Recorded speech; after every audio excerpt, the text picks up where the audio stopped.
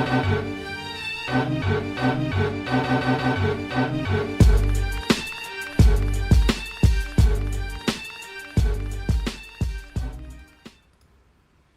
here goes, and welcome to the 146th episode of Throwback Hoops. Woody V is in the house. Please follow the show on YouTube and wherever you listen to your podcast. And as always, I'm joined by my brother and main man, Robert Clayton. What's going on, bro? What's up, Woods? Always great to be back after a double Wildcats win, the Hawks on a 3-game win streak. So, yeah, got a lot to talk about today. A lot to talk about, definitely, man. So why don't we kick things off? I notice you've got an NBL jersey there, so take it away. I do have an NBL jersey, so I actually plan on wearing an NBA jersey today, Woods, but I figured I had 59 reasons to wear this jersey, so not sure if I've shown this one or not. I've got quite a few of the jerseys of this guy, and I'm not sure, but anyway, I'll stand up and show you the one I'm rocking. Nice looking jersey as well. It's a Heritage Round jersey from maybe about 4 seasons ago, I reckon. It's only fitting that Robbie wears a Bryce Cotton jersey after he set the record for the highest amount of points in the 40-minute era, and that record did not last very long for James Bateman, did it? You like that, right? 59 reasons, yeah. Like, honestly, I had a few NBA ones I was deciding to. Even when the game was sort of nearly over, I'm like, I'm wearing a Bryce jersey tomorrow. So, fair. Yeah. Look, I know we're going to speak a little bit more about it, and I don't need to do his full sort of journey sort of thing. One thing I'll say, Woods, is it's funny with Bryce. Like, he had a couple of bad games. I feel like people are trying to write him off a little bit. Oh, is this the time he's slowing down? I think he had 13-point games in a row, and then he comes out yesterday and does this. So looking forward to talk a bit more about that once we get to the NBL section as well. So, and you're equally rocking the an NBL jersey and also a Hawks hat, which I like. For sure, man. Let me just stand up. Woods standing up, rocking the number 10 Brisbane Bullets Deng Adel jersey. So, Woods, I think I might have made a joke the other day. I think you've worn that jersey more this season than Deng Adel has, right? Absolutely. And the thing about Deng Adel was, we've talked about it on the show. He came to play for the Illawarra Hawks. It wasn't a good fit with Brian Gorgian. He went away and he looked really good in preseason for Brisbane. We thought big things were going to happen for Deng Adel. And he started the season really poorly, got injured with a groin injury, and he's just broken his hand, which is going to put him out for 6 to 8 weeks. So my question to you is, what does the future hold for Deng Adel? I mean, it's tough now. Like, he's been given a few opportunities.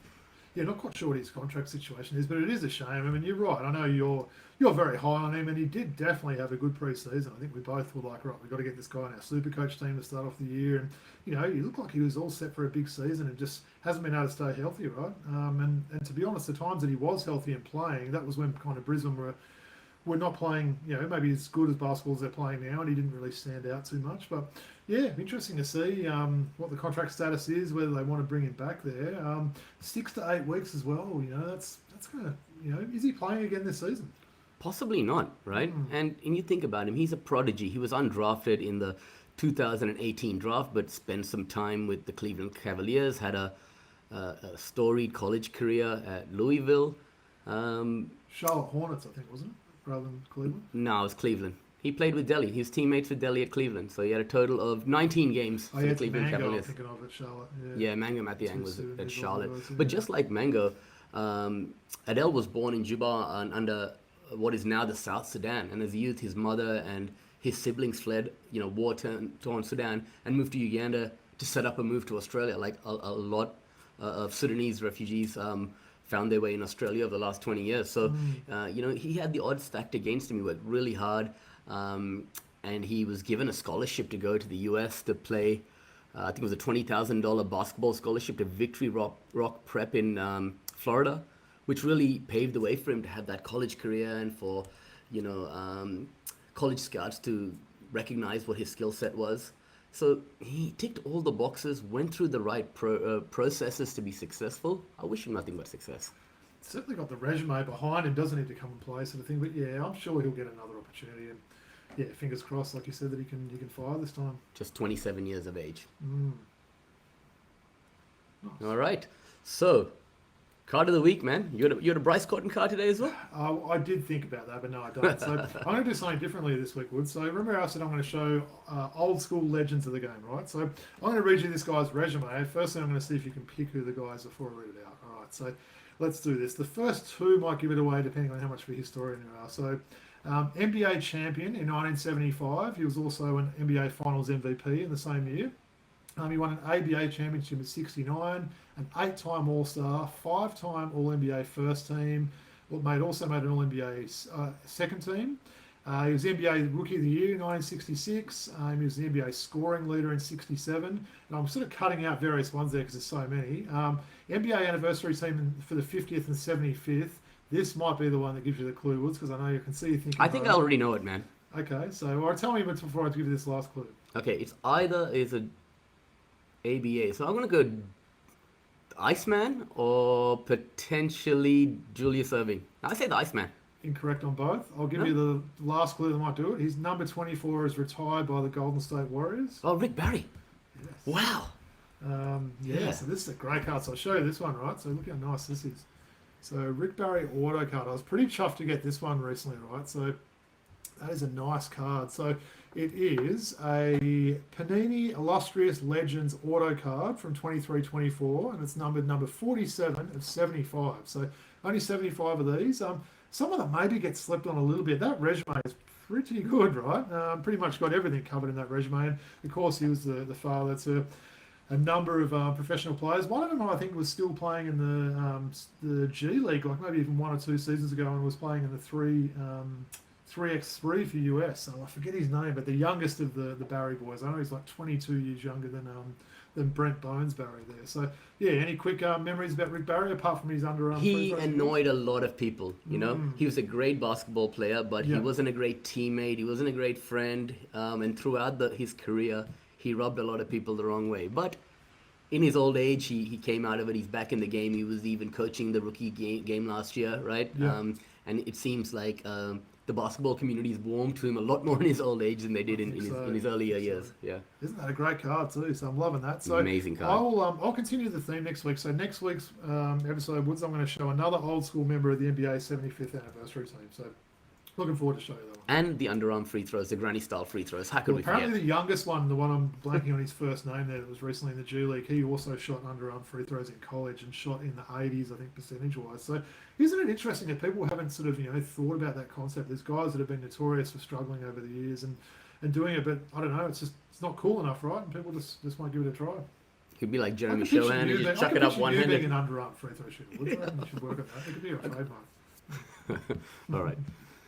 Okay, so let's kick things off, man. I thought let's just start off with a little bit of NBA talk today, right? Because there's a lot going on in the NBA, a lot of headlines, and I want to start off with the Minnesota Timberwolves and their struggles. So we're not starting with the Hawks, are we? We're not starting with the Hawks today. So I want to tell you where the Timberwolves are at the moment. They're sitting at, let's have a look here, 9 and 10, so just under 500 balls, similar to our Hawks. And recently, Anthony Edwards has come out in the media and said that there's a lot of unrest within the team. Everyone's moving in different directions. Unless we pick up our act, we're not going to get anywhere. A lot of members of the media have said the Julius Randle trade has obviously been worse off for the Timberwolves. We talked about it at the start of the season, saying who's won here. But now we've seen a good sample size where, 20-odd games into the season. I wanted to get your thoughts on where Minnesota is at as a team and as an organization, one, and two, the trade. What are your thoughts on the trade looking back? Yeah. Well, look, it definitely hasn't been a great start for the Wolves. They came in with really high hopes, didn't they? As you mentioned, they're under 50% after nearly 20 games. So, a decent sample size there. One thing that stood out for me, Woods, is they've been really poor on the road. So they've only won 3 road games so far. So that's worse than pretty much all those contenders that are playing in the West. So that's something they need to work out, how to play on the road there. Look, you mentioned, and maybe I'll start first with the Ant stuff you said there, and he's talked about the team getting him on the same track. I do feel like Ant's maturity is not the greatest as well. So if you look at his numbers and you can say, okay, he's having a good season sort of thing, I feel like he's been a little bit disappointing, to be honest. And that shows you someone averaging 27 points a game can be considered disappointing. But just a few big games where he hasn't come to play there. He's got to accept some of that responsibility as well. With his athleticism, he's got to basically be a two-way player. So he's got to have guys coming in to play against Minnesota, and he's going to say, right, I'm going to lock this guy down today and basically work hard at both ends. So look, they did break through. They had a recent 1-point win over the Clippers. That actually broke a 4-game winning streak. So that'll get them on the right track there. Broke a 4-game losing streak, right? 4-game losing streak, I should say. Now they're on a 1-game win streak. So, look, you mentioned the trade there, and it's a tough one for me to comment because you're talking about two of my absolute favourites, which we talked about at the time. Julius Randle getting traded for Cat was pretty funny, really. But I think Randle's been fine. So he's averaging 21, 7 and 4, shooting 50%. So pretty decent numbers, I would have thought, for someone that did miss a bit of time last year with injury. Two people have disappointed me a little bit for the Wolves Woods. We've got an old guy who I know you love, Mike Conley. So he comes in shooting 33% from the field, averaging less than 10 a game. The big one, though, is the other player that was in that trade, so Dante DiVincenzo. He's averaging 7 points a game less than he did last year with New York, and his percentages are way down there. So he's the big one for me. He was a great three-point shooter last year. He just hasn't been able to get going this year and find his way in that Minnesota lineup there. So that's probably the two things that stand out for me there. But look, I'm confident they can turn it around. I think they've got a pretty good nucleus there. As we mentioned, they're one game under 500 after 20 games. It's not all doom and gloom there. What's your sort of thoughts on that? Okay, well, definitely Mike Conley's a year older, right? He's nearing the end of his career. So we were going to see a downturn in his fortunes. I still feel he's been a bit injured, in and out of the lineup for the first 20 games, missed some time. Yeah. He's going to make an impact towards the end of the season in the playoffs, but he's coming to the end of it, right? DiVincenzo, with the whole situation, leaving New York, a little bit of unrest with his friends and also, his college teammates who he played with, his coach. He just came into this season not in the right headspace, in my opinion, right? And hasn't been able to deliver as good a performances as he would have liked and as we saw in New York last year. Would you agree with that sentiment?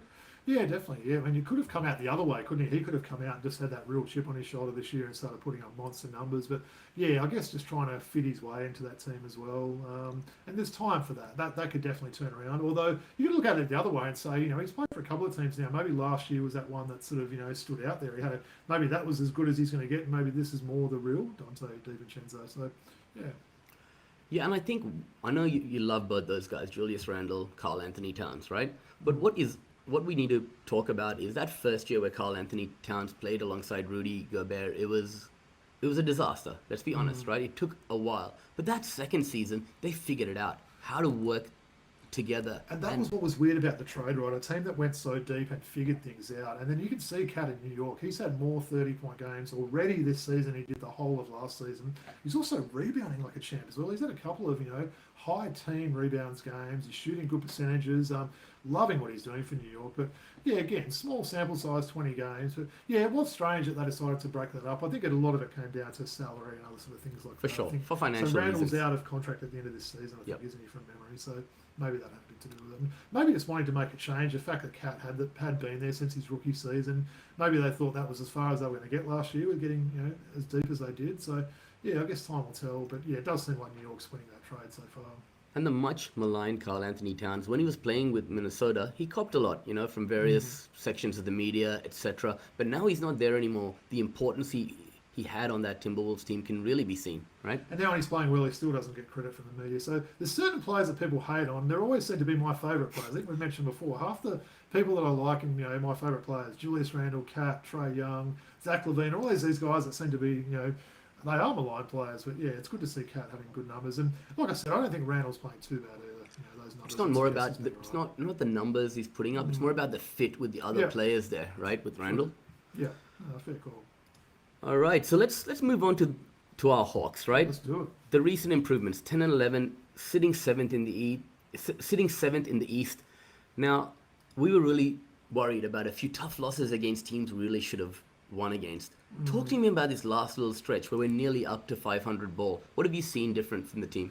The last three games have been really solid. So 2 back-to-back wins over the Cavs were huge, including the Cavs' first home loss of the season. So that was massive, getting those. And we've seen the Hawks so far this season. They blew a home and away to Washington. They lost both those. They've also lost 2 games to Chicago. So they needed to get some of these wins against these Eastern Conference, teams here. And that was huge. Getting that first one in Cleveland was a massive game. Really high-quality game, that one as well. Yep. Yeah, it's been really enjoyable. We're looking a bit more healthy now, which is good. The Charlotte game, it feels like maybe a month or so ago would have been one of the games that we would have lost.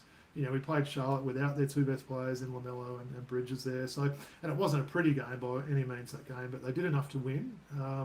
good contributions from the big guys. That whole Onyeka and Clint Capella combo is starting to grow it is. more. I was always like, maybe we should. Yeah. I reckon it's as good as a two-headed monster as you can get with these teams. You know, Onyeka's still trying to stretch the floor a little bit like that, but Capella's had a good season. Jalen Johnson, I could talk about him the whole show. Reece Hashay's had moments, and then I like that you can bring some of these guys off the bench, and these guys can contribute there. So yeah, it's been pretty pleasing, and obviously having Bogey back's been big as well. Yeah, having Bergie back, that's what I was about to mention. He's experienced, as well. Bringing him back into that lineup. Sure, a guy like David Roddy, plays a bit less or doesn't get as many minutes, but that's big body Roddy, right? right. But hey, have a look at David Roddy next time, Woods. He actually looks like Trey. So he's like a fatty version of Trey. It's quite funny when you see him together. My daughter and I have noticed that watching now. We find it quite funny when we see him. So yeah. Well, you spoke about the Hornets, right, and that tough loss we had a few weeks back, right? Yep. So I want to talk about, we just beat the Hornets, right, a few days ago, 107 to 104. Yeah. And in that victory against the Hornets, it was our third in a row. The Hawks sideline reporter Wiley Ballard gave some insights into Dyson Daniels and the secret to his rapid improvement. All right, you listening? Yeah. The youngster from Bendigo has been carefully studying some of the best players and most dangerous scorers in the NBA. Dyson Daniels is taking the league by storm. Not just the steals numbers, he leads the league, but also the way he's been able to shut down elite scorers, Ballard explained. When the Hawks finished East Coast games, he'll sit down and watch West Coast games. Then when a guy like Jalen Brunson or De'Aaron Fox, Donovan Mitchell comes up on their schedule, he'll spend extra time trying to identify their strengths and then take that away. He basically explained the biggest key for him is identifying. For example, he talked about Jason Tatum. You can't let him go to his side. Or De'Aaron Fox, you can't let him go over the top, right? These are the kind of tendencies that he studies. And then this is when Dominique Wilkins stepped in, right? And he said, the 9-time All-Star, slam dunk king, and one of the 75 best players in league history, did not hold back in his assessment. He said, well, you're absolutely right, he replied to Ballard. And I think if he keeps going the way he's going to be the defensive player of the year. That's my opinion. He's that good. And then Kyrie Irving stepped in and said, man, anytime I see that I've got to go up against Dyson, I'm worried. That's my Aussie brother, right? I'm worried. So what I'm trying to say here is Dyson Daniels' performance, his ascension into the defensive beast that he is right now, has not come from, just practice. He's been watching footage, studying others, so he can prepare himself better for these situations when he's confronted with these superstars. That says a lot about him and his ability to learn, right? Absolutely. It's great that he's someone that wants to put in the time with doing the scouting and looking at these sort of players, and he takes pride in his defense, right? He's one of these people that wants to shut down. He wants the big job every night. He doesn't want to, and that's the sort of almost thing I've said with Anthony Edwards there. As much as he takes a bigger offensive load, try and be that guy that can shut down some of these guys. And look, we know Dyson's got all the tools. He's huge. He's got long arms. He's athletic. He's fast. He's always had all the tools there. But like you said, doing your homework, knowing these tendencies of players that you're coming up against there. And let's not forget, he's been in the West for a while now. So you mentioned some of these guys like Jason Tatum and stuff like that. He hasn't probably played against these guys a lot there, but yeah, it's Donovan Mitchell. He probably hasn't had a lot of game time and matchups against these guys, and he wasn't getting a lot of court time in New Orleans as well. So yeah, look, he's absolutely playing great. I mean, I'd agree with anything Dominic said. If Dominic said today was Friday, I'd probably agree with him. But yeah, look, I think he's the front runner for Defensive Player of the Year. We know it's an award reserved for big guys. Yeah, exactly. It always goes to big guys. It's like in the NFL, basically a quarterback wins the MVP every season, sort of thing. It's hard to sort of break that, but I'd say at the moment, and it will come down to wins. If Hawks can, be at 500 or above and they finish, top 6 in the East, that would certainly help him. Look, he's winning the steals total by I think at least a full steal over a few guys there, which is massive. The only thing I'll say about Dyson, and even watching all those games recently, when he lines up for a three, I don't think it's going in. I've still got that kind of feeling. You know what I mean? Whereas Bogey for the opposite there, I feel like every shot he takes is going in. I'm surprised when it misses. Dyson, I feel like he threw a few up against Charlotte that he was hoping would go in rather than thinking they'd go in. But again, if he's the sort of player that wants to work on his game, that will come to him there. So I'm not too worried about that side. We know he's not out there to shoot threes, and we want him to keep the defenses honest there. But yeah, his defense, the way he's fit into that team has just been great so far. And at the moment, in an early sample size, the trade's looking really good for the Hawks there. Absolutely, and his willingness to learn, put in the work, right? Yeah. says that he can improve that three-point shooting as his career progresses. I feel like every Hawks game I've watched, Woods, there's been another Aussie in the other team. That shows you how great it is. Charlotte, there was Josh Green. Cleveland, there was Luke Travis. All these ones. It's been great. The Bulls with Giddey a couple of times. So it's been great seeing him go up against some of his Boomers teammates. And yeah, love the way he goes about it. He's already become a fan favourite in Atlanta. You can certainly see that. I think a few people in there were maybe not too sure who he was, to be honest, when the trade came through. But they know who he is now. Of course they do. And I'll tell you something about that studying footage, right? I just want to touch on that one more time. I heard an interview with Dennis Rodman a while back now, and he said, I like to watch where Dale Ellis misses his shots, or Kenny Smith misses his shots. I'll study it so that when I'm playing against them and they take a shot and it misses, I know where it's going to go for the rebound. Yeah. So these kind of studying footage and tendencies is always going to bring success if you're willing to put in the effort, right? Definitely, yeah. All right. Okay, I want to go to the West Coast now. I want to talk about the Lakers, all right? They're one of the most active teams, apparently, I'm hearing, in early trade discussions, around the NBA.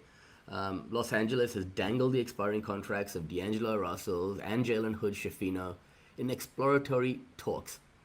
I think we need to keep an eye on Los Angeles between now and February's deadline, making some moves. I just wanted to get your thoughts. Less Jalen Hood-Schifino, but has the D'Angelo Russell relationship run its course?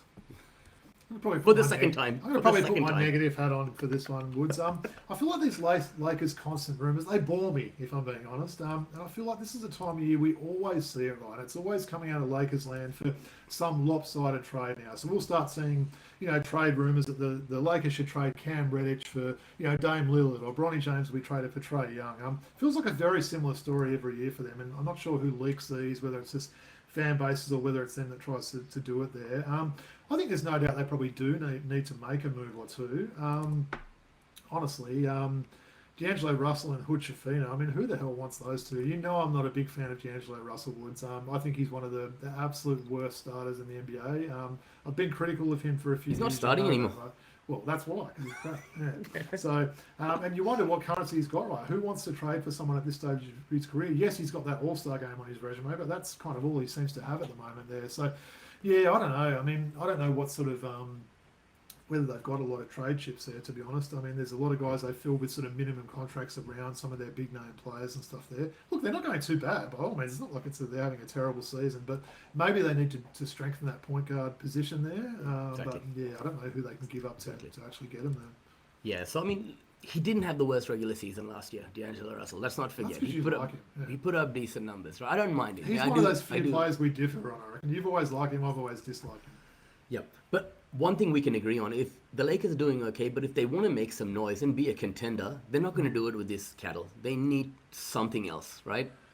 And that's with health to their main players. So I think we've seen LeBron and AD looking pretty healthy so far this year, and Austin Reeves and the rookie Dalton Connect. So our players have been pretty healthy. So you've got to wonder, it's a long season there. If injuries do creep in, who's that next guy that can step up there? I don't know. We know it's not Cam Reddish, right? We know that guy's had opportunities. Absolutely not. Hasn't delivered now. So, is Max Christie still on that roster? Who's someone that could potentially step up? And, the grind of this NBA season. We know LeBron's going to miss some games there. Who's going to come on and keep those scoreboards ticking over and everything like that? So they're going to need to hope someone that does do that for them. Yeah.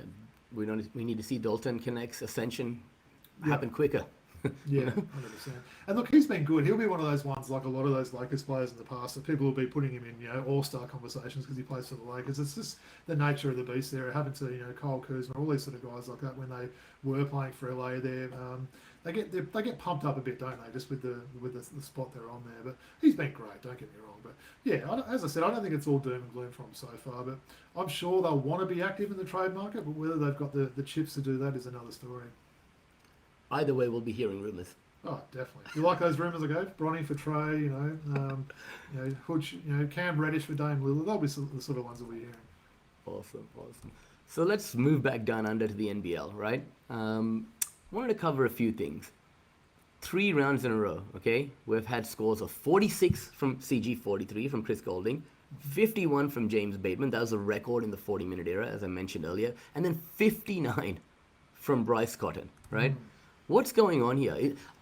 has the level of play in the NBL been a little bit worse this year? Do you find, have you found that in general that that's the case? Because you haven't seen 45-point games in years, or you very rarely see them. You just see three in a row. Is that saying something? I've got to say, firstly, I'm finding the whole error thing a little bit confusing because there was the 40-minute error when the NBL started, then it went to 48 minutes for years, then it was back to 40. So I find that hard. I know it's been upsetting a few of the historians of the game. We've heard friend of the show, Body Nodge, get a little bit frustrated with this. I like the way in the coverage yesterday they were mentioning it. Basically, look, there's two sort of different errors there, but. Look, I think the defense hasn't been as good. That's probably a simple way to answer that question there. Like you said, seeing three scores like that in the last 3 weeks is pretty remarkable. It's been fun to watch. For sure. Look, to be honest, it wasn't fun to watch the first two, and all of them have involved my Wildcats there. I guess at this point I can talk about Bryce, right? I wanted to do that a little bit, Wood. So, look, that's going to be one of those where were you moments, I reckon, watching that game yesterday. 59 points. 18 of 28 from the floor, so he could have been a lot more, gung-ho and jacked up some shots there. Thought they did guard him pretty well towards the end. The young guy from New Zealand, I'm blanking on his name now, with the ponytail came on and played pretty solid D on Anti-Savage. there. No, not Anti-Savage, another guy. Gardner, maybe? Okay, so I can tell you didn't watch the game. But he played all right on Bryce there. But, it was just amazing effort. The team was looking for him there. I love that 1-2 game that he plays at the top there where they sort of set a screen there and Jesse does it well with him where you pass it to him, Jesse passes it straight back. But he was hitting everything. 20 points in the first quarter. The ring was just looking bigger and bigger for him there. So it was an amazing effort there. And like I said, I feel like people want to write him off a little bit and then he just comes out and does this. We saw this last year after the slow start he had and then he just cooked for a month or two there. And look, I've said it a few times, Woods. This will go down as an all-time performance. And in my opinion, I do believe he's the second best player to ever play in the NBL after the great Andrew Gaze. So I will stand by that. I think yesterday sort of backed that up pretty well. You're talking about Carlin Davidson that was guarding him? Davidson, maybe that's right. Yeah. Do you know anything about him? No, not at all. I was just looking at him on the box score Bryce now. go up to him after the game and sort of, dapped him up sort of thing. I think he's like, man, you played some pretty hard D on me there. It's just Bryce it wouldn't have mattered who you put on him at that stage there. But and some good signs from the Wildcats getting those 2 home wins. Yeah, definitely. And getting those 2 home wins, is that gonna? I mean, where do you see the Wildcats now? We're about at the halfway point of the season. I thought let's just do a bit of a temperature check on your Wildcats, my Kings, see where we're at. So, talk to me. Well, look, those 2 big home wins this week were super important. It felt like it had been a while since we've seen the Wildcats over 500. They're now 8-7, so I think that feels about right where they are this year, and probably not too bad given Cotton missed a few games. And honestly, Pinder's either been injured or ineffective most of the year, so that's still the big concern for me. I mean, this is a guy that's really not living up to his potential and certainly the money they're paying him this year. So maybe that's something we could have up our sleeve that he might fire for this second half of the year. Look, the big key for me, Woods, is quite a few road games coming up the next few rounds. So they're at home this week and then they're on the road for maybe about a month or so. So currently the Wildcats are 7-2 at home, which is good to see them back in front of the Red Army playing well. They've got a league worst 1-5 away record, so 1-5. So that's pretty poor, right? So I think if you want to be close to 50% on the road, if you're going to make some noise in this league now, so I can see some teams that are either above or just one spot below them, like New Zealand and the 36ers, dropping some upcoming games. So this could be a big opportunity for Perth to try and get into that top 4. I think New Zealand's a little bit fool's gold with their record now. I think we're going to see them slip a little bit now. They did start off well. I'm not sure they can maintain that, but look, all in all, it's not bad, I'd say. You'd probably grade it like a C plus or something if you were doing the old school reporting grading there. So 8-7, another home game this week. They're on the road. Got to get Pinder healthy. I believe that really's got his rotations looking pretty good now, so that's been good to see. And I guess it all depends on Bryce, right? What's your sort of feel on the Wildcats, man? Look, I'm really impressed with the ascension of Ben Henschel, and Almanza, right? Yeah. Pinder's been injured, sick, Almanza's out, great. not playing. He starts, and John really trusts him because he does all the X's and O's right. I love Keanu Pinder. He's one of my favorite players. But he can be a bit of a bonehead sometimes and do things that the coach will take you out of the game for, right? Yeah. Whereas Almanza really follows the playbook. He's very, very diligent in doing what the coaching staff tell him to do. So maybe a guy like maybe he'll free up Pinder a little bit to maybe come off the bench and Almanza to start going forward.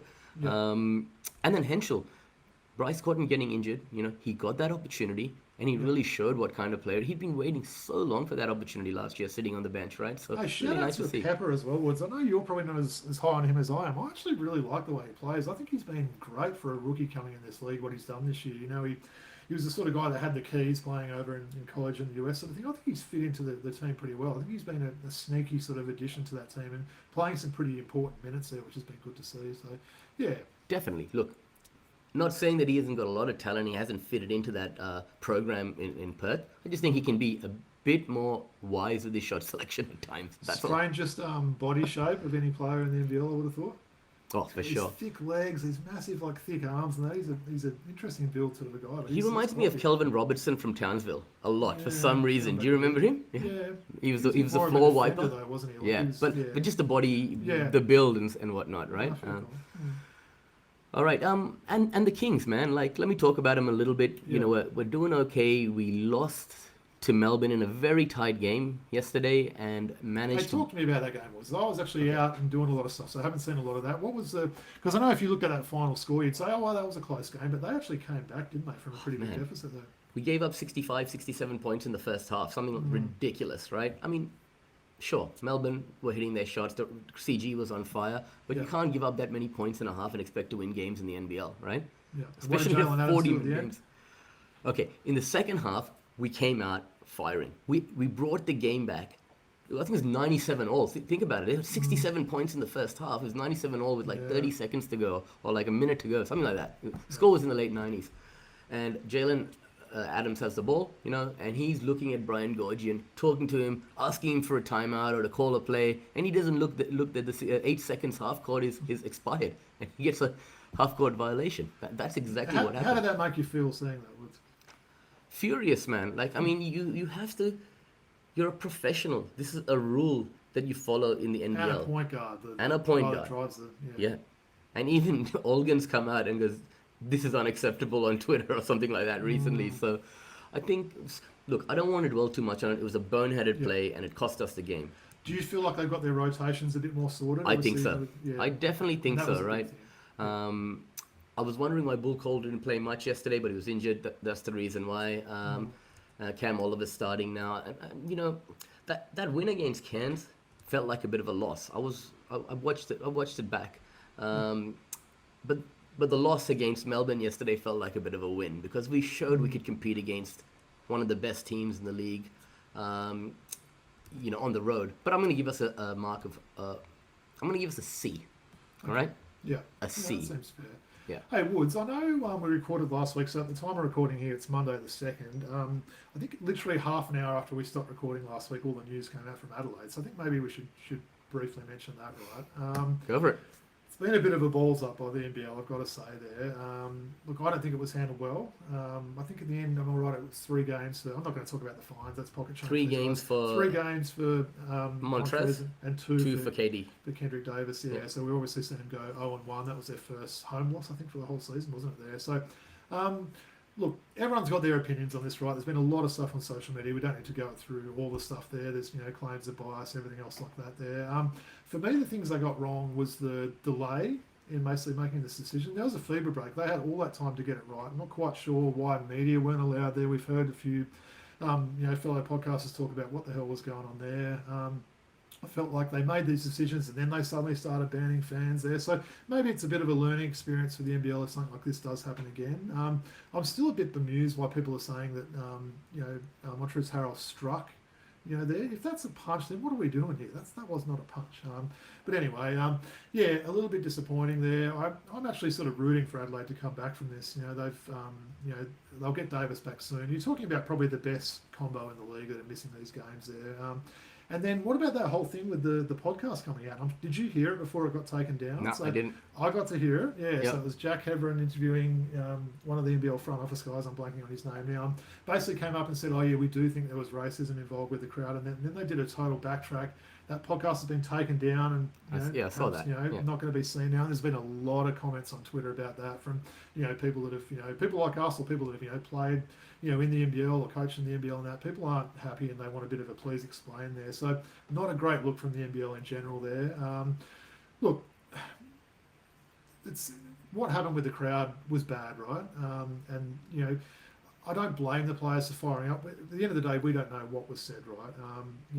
Perhaps you've got to be a little bit more thick-skinned, but it's easy to say that, right? If they were making personal comments, family comments, other things like that, racial comments, then they probably had all rights to do it. And I think a lot of it should have gone on United to have better control of their fans there and not have basically the players so close without any type of security or anything else like that. So that's my 2 cents. Give us your 30-second take on the whole thing. I don't mind the suspensions, right? But there's got to be equality here. I think the Melbourne players were just as culpable as the Adelaide players, if not more in certain aspects, right? And you also could they have got a game each, or Yeah. maybe Shea Ely could have got a game. I don't think Rob Lowe deserved anything to get a week, but Shea Ely, you could have said he was the one that perhaps instigated that. Could he have got a game? It just seems a little bit strange that they got nothing and the Adelaide guys got 5 combined games. Well, Rob Lowe instigated the whole thing. He's the one who dragged Harold down to start the whole thing, right? So maybe he didn't throw a punch, but if Rob Lowe had just chilled, this wouldn't have escalated. So Yeah.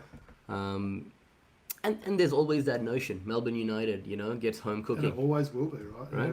I just thought we should have mentioned it. You know what I mean? Like I said, we literally recorded last week, and you sent me a message. Oh, the rulings has come in, and it seems like a long time ago on that last week, but it's good we gave our take on the situation anyway. Absolutely, man. Do you want to do a quick preview of the round to come? Let's do it. All right, let's do it. Give me a second. Okay, so we got a Thursday night. Few teams on doubles. Thursday double header, right? Which should be Yeah, interesting. and we got 8 games this week. So Yeah. we start off here on Thursday night with Melbourne United and the New Zealand Breakers. Well, so we know what happened last time these two teams played, literally 3 weeks ago. So I think Melbourne will probably want revenge on this. I'm not sure what the Taco Fall situation was with him going off injured yesterday, but yeah, Melbourne for me in this one. What do you think of Taco Fall injury? Is that going to be long term? I mean, there's Yet reports. to hear, but I think anytime you're talking injuries with just someone that is as big as him, right, it's probably always going to take longer. And the fact that he hasn't been playing the game for quite a while, so a bit of a concern there. I know you've got a question in true or false about that later, but we'll touch on that we'll later. have to watch this space and see how long he's out, if at all. Yeah. Yep, Tasmania and Cairns. Cairns just look putrid, man. I can't see them going into Tasmania and getting a win. What happened to Jordan Crawford? He sat out this week, didn't he?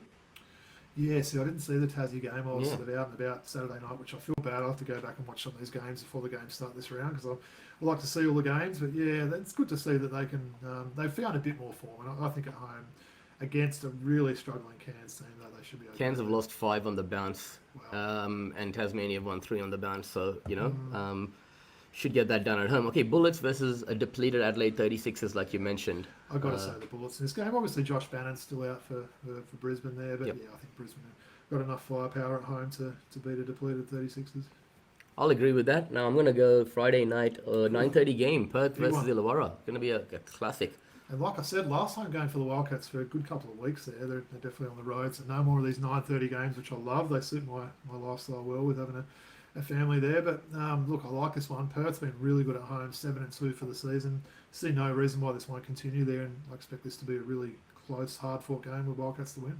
Yeah, for sure. And with Bryce Cotton, just coming off that stellar performance, you're going to have to back the Perth Wildcats in front of the Red Army on their home floor, right? Yeah. All right.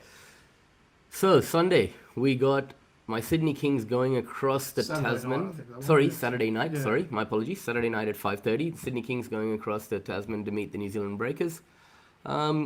New Zealand have lost by 30, 40 points last 2 games in a row, haven't they? And getting rid of Freddie Gillespie hasn't exactly helped, And with the injury, the unknown injury status of Taco Fall, I think my Sydney Kings should be able to get that done. Yeah, I'll agree with you there. Yeah. All right. What do you got? Southeast Melbourne and Cairns on Saturday, Arvo at 8 p.m.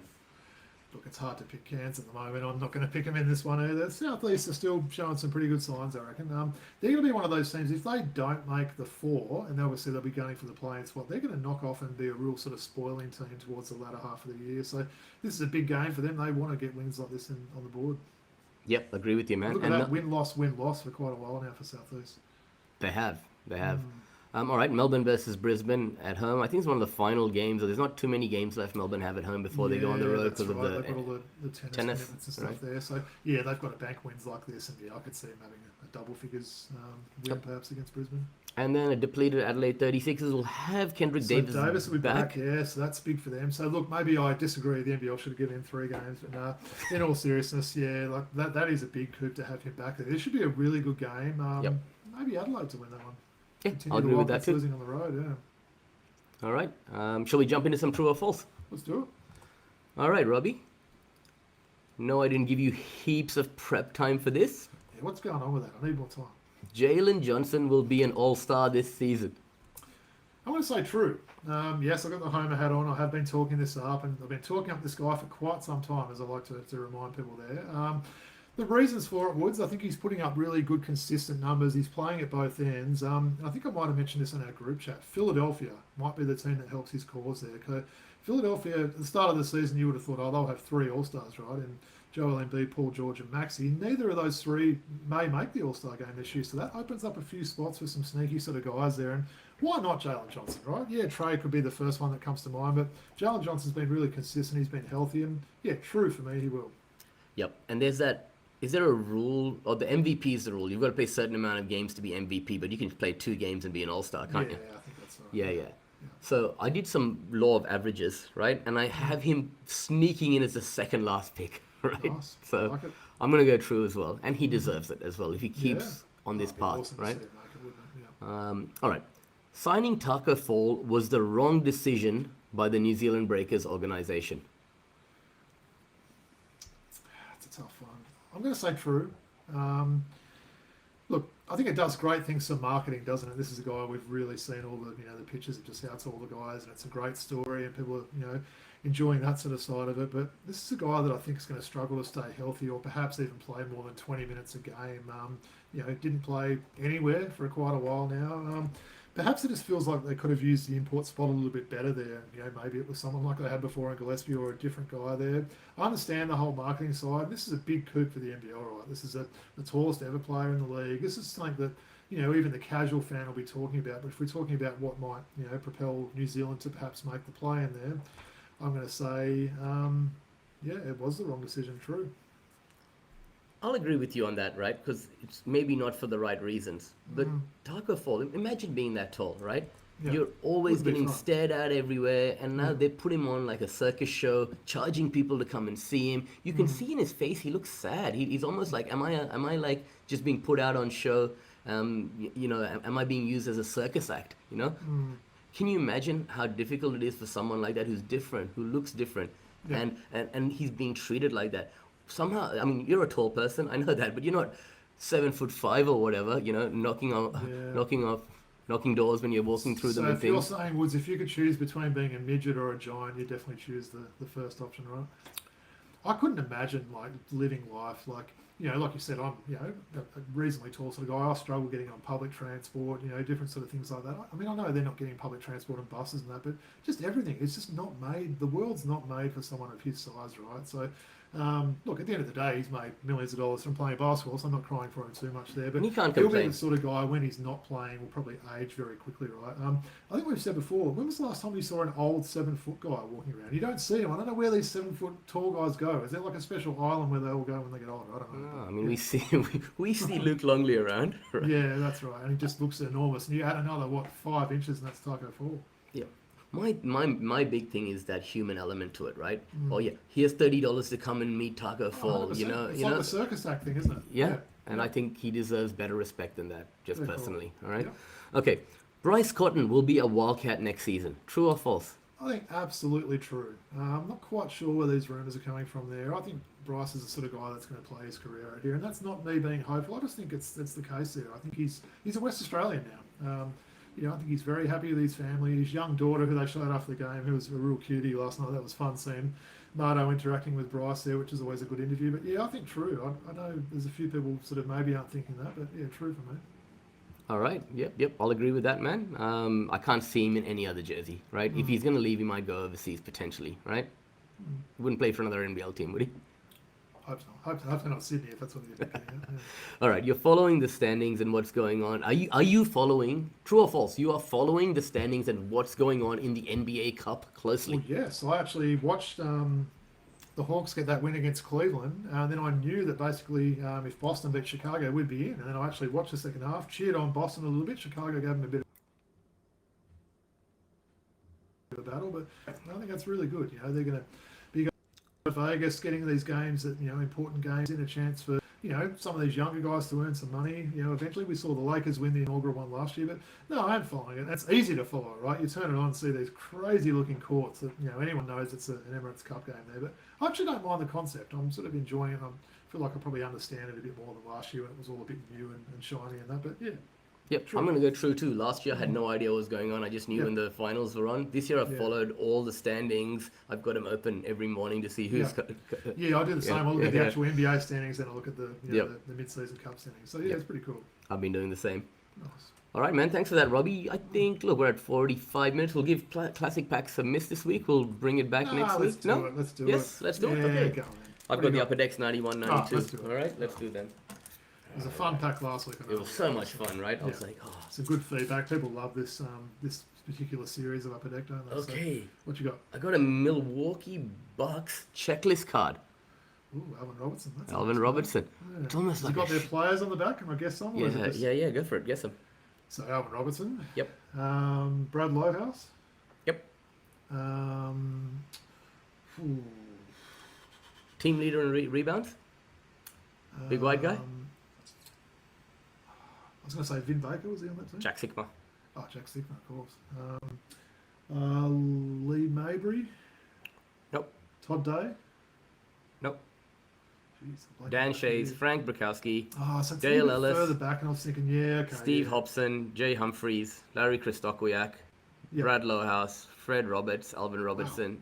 There's a lot of big whiteys on that team. This is just too good to tear up, though, because look how beautiful that is. That's a nice one. That's a nice one. Oh, look at these All-Star cards we keep getting. The killer crossover, man. Nice, the UTEP two-step. Yeah. My man. Nice. Yeah, they're nice I've got cards, so really many nice of these cards. All-Star cards in the last 2 weeks, man. Like, Definitely, awesome. Oh, legend. Philadelphia 76ers guard, number 14, the man with the mo. Oh, Maurice Cheeks. No, the other man with the mo. Number 14, yeah? Came off the bench. He was a sixth man. Went to Michigan. Why am I blanking on this one? Number 14 for Philly. Ricky Green. Oh, Ricky Green, yeah, of course. Yeah, no, he was solid. Always looked a lot older, doesn't he? He looks like an old guy in that photo. Oh, I remember this guy. Dallas Mavericks forward. He was a bruising forward. Number 1.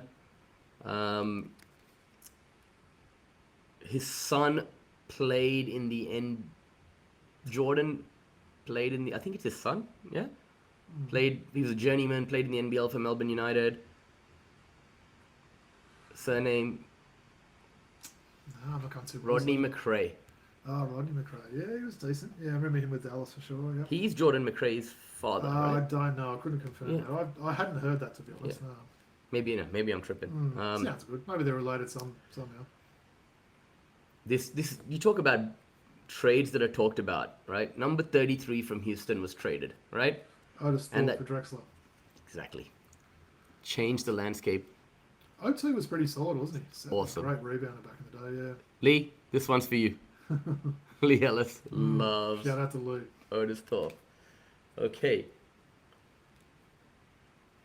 Oh, okay. Forward from the Magic, number 33. Terry Catledge. Terry Catledge.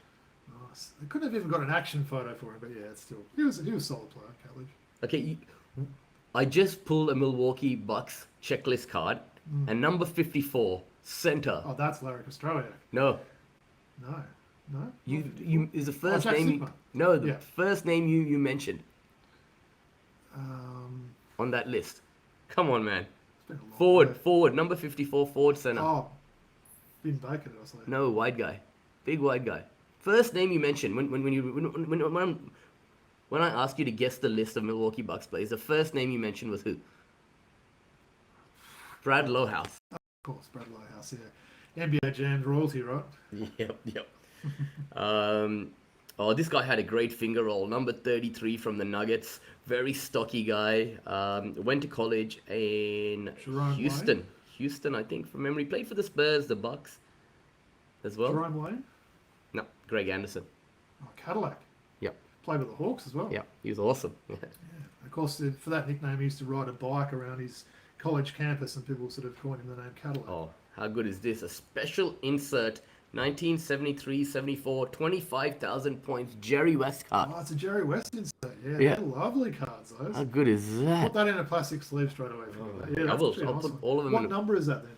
That is number Because it was like a little 6 of 9. Wow, that's nice. Yeah, Yeah. yeah, very nice. That's a nice get. Another all-star card here. I just talked about his ability to study the way other people shoot to become a better The rebounder. worm. Dennis Rodman. Nice. And this is before Dennis Rodman It looks a bit more normal. went all doesn't it? colourful. Yeah. Yeah.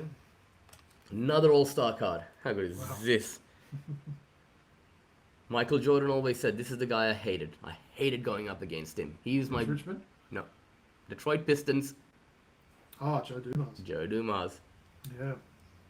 Yeah, he was a quality player. Maybe not the best GM with drafting Darko back in the day, but certainly a great player. And also a guy that we don't talk about. Like, No, it's forgotten about, You isn't know, he? Well, even he's that- working in the front office now, isn't he, for the NBA?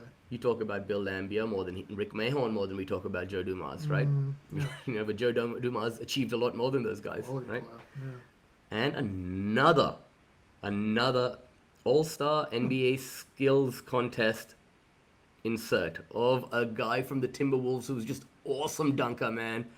Doug West. Doug West. Love Doug West. Yeah, love Doug West. That would be a cool jersey to get that Doug West wearing that. That's a nice What card a too. pack. What a couple of packs we've got. These have been ridiculous. These are great, aren't they? Like I said last week, probably my favourite all-time set. It's great sort of, looking at some of these. I didn't think I went too bad. I started off a bit shaky, but yeah, it's just sort of trying to remember that Milwaukee team. Like, wow, that is going back a long way now, isn't it? So, After those terrible Ultra Flare 92-93 Series Yeah. 2 packs, these have been good. well, those ones there, you basically needed Google open to find out who these guys were. They're absolute no names. Yeah, great pack, and that Jerry West insert quality. Yeah, for sure, man. All right, we've gone a bit over time. Do you want to quickly take the audience away with where we can be found, followed, Patreon, all of that? Yeah. Sure. So please make sure you like, rate, and subscribe on YouTube or wherever you listen to your podcasts. Feel free to leave us a comment as well. I know it sometimes helps with algorithms and that sort of stuff. Leave a comment. Tell us what you think. Give us a 5-star rating if you're enjoying the show, and that'll sort of help us out. We can be followed on X at Throwbacks Hoops, Instagram throwback.hoops, and email address throwbackhoopspodcast@gmail.com. Patreon, you want to just... Yeah, so just if you want to pledge a couple of dollars, go onto the Patreon homepage and search for Throwback Hoops. That would really help us with the production and all the associated costs with maintaining this weekly show. Awesome. Thank you, Robbie. Well, the week ahead is going to be interesting. Some really good games in the NBL, the NBA, the WNBL as well. We've got a lot of basketball on. So any final thoughts as we head in? No, I mean, look, shout out to Bryce Cotton, right? Yep.